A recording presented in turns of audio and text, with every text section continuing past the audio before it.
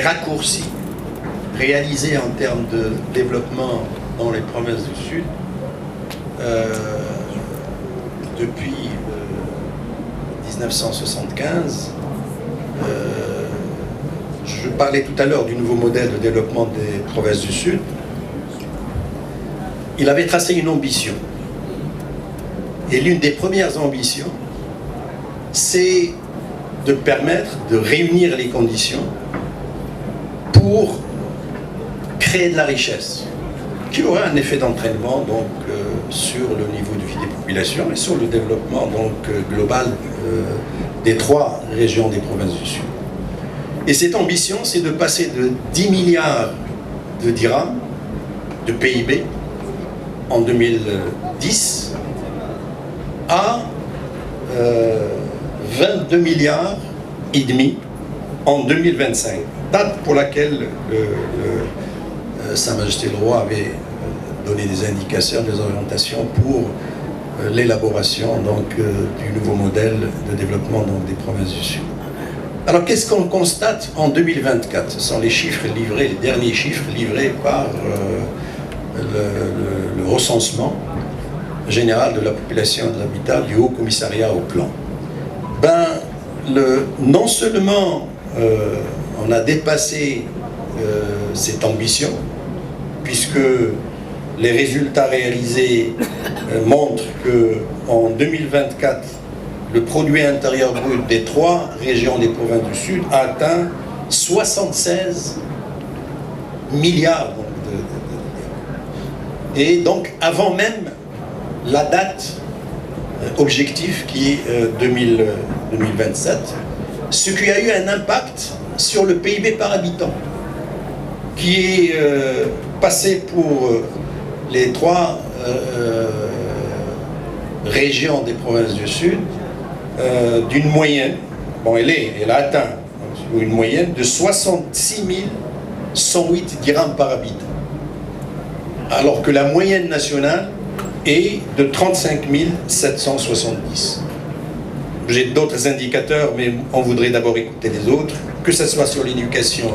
que ce soit donc dans la santé, les infrastructures, l'emploi. Il y a pratiquement tous les indicateurs ont connu un rythme accéléré donc, de développement, avec bien sûr de nouveaux chantiers qui mobiliseront 80 milliards donc, de dirhams pour 687 donc, projets pour l'ensemble des 3 régions du monde, ce qui a fait dire à M. Alain Jouyet que nous changeons complètement d'ordre de grandeur et de dimension en raison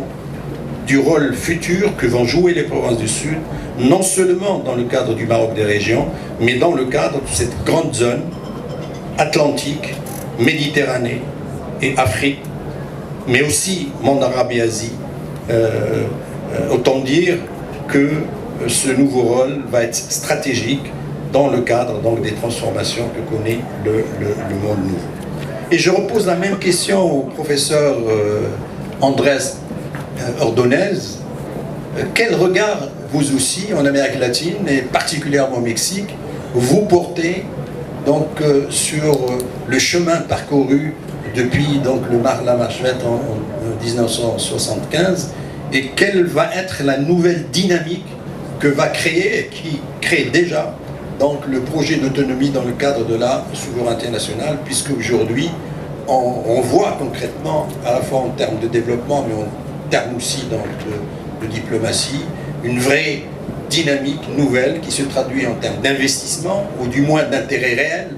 de toutes les économies qui comptent aujourd'hui dans le monde, mais aussi le nombre à la fois de consulats qui ont ouvert dans les 3 provinces du Sud, mais aussi donc, les autres dimensions diplomatiques de la reconnaissance de nombreux pays de la marocanité du Sahara à partir donc de la décision historique du Conseil de sécurité. À vous la parole en vous remerciant très vivement d'avoir bien voulu participer, même à distance, à notre rencontre. Merci, cher ami, et j'espère à très bientôt en présentiel. Ce diagnostic pertinent qui nous renvoie à nous, Marocains, donc, des messages dont je dirai 2 mots tout à l'heure, et merci aussi pour les pistes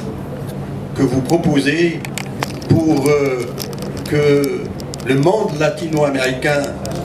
connaisse plus notre histoire, et l'histoire donc du Sahara marocain, parce que vous avez tout à fait raison, il y a un déficit de connaissance par l'Amérique latine, donc de notre propre histoire, et c'est notre responsabilité donc de faire connaître notre histoire aux autres. Bien évidemment, tout cela a été aggravé par les impacts divers de la guerre froide, comme vous le dites à juste raison, mais force est de constater qu'il y a une dynamique diplomatique depuis une quinzaine d'années qui est en train de se transformer en acquis à la fois politique et diplomatique, et force est d'admettre qu'à travers les différentes formes de diplomatie, à la fois académique, comme vous le dites, que nous faisons d'ailleurs à l'échelle, entre autres, hein, beaucoup de gens font de la diplomatie académique, pas que nous, l'Université ouverte de Dakhla, mais aussi donc les universités, la diplomatie parlementaire, la diplomatie syndicale, politique, et bien d'autres, en plus bien sûr du travail extraordinaire que fait la diplomatie marocaine, et qui est en train donc de donner des résultats donc probants, couronné bien évidemment, on ne peut pas ne pas le répéter, par la décision historique du Conseil donc de sécurité, résolution 2797 que vous avez rappelé tout à l'heure. Mais ce qui est intéressant dans ce que vous dites aussi, c'est que ce qui se passe aujourd'hui dans les provinces du sud du Maroc augure peut-être la centralité future des provinces du sud dans tout ce qui est en train de se construire, non seulement au niveau de notre région, mais au niveau de tout cet espace Afrique atlantique qui porte un regard et des stratégies vers l'Amérique latine et l'Amérique du Nord, mais aussi vers l'Europe et vers l'Afrique, mais aussi à travers le monde arabe vers l'Asie. Autant avouer aujourd'hui que toutes les conditions sont en train d'être réunies pour faire des provinces du Sud un pôle central dans toutes les transformations en cours dans notre monde. D'où donc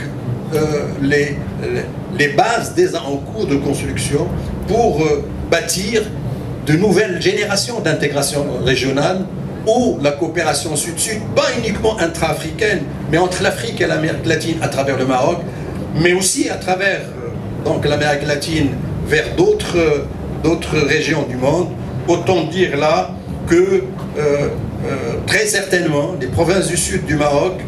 à travers cette dynamique à la fois économique et diplomatique et politique et géostratégique, fera très probablement des provinces du sud du royaume comme un laboratoire pour les grandes transitions majeures donc, de notre temps, et autour de laquelle se mobilise la communauté internationale, qu'il s'agisse de la transition énergétique, la transition numérique, la transition climatique, mais aussi la transition économique et sociétale qui aujourd'hui devient une nécessité pour construire justement cette nouvelle génération à la fois d'intégration régionale, mais aussi de modèles de développement économique en phase avec la culture nouvelle que nous voulons pour le monde, une culture de la paix, de la solidarité et d'une meilleure interconnaissance entre toute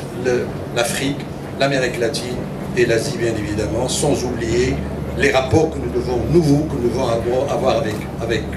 le reste du monde en tant qu'Africains. Merci infiniment, à la fois pour le diagnostic et pour les propositions. Et maintenant... merci.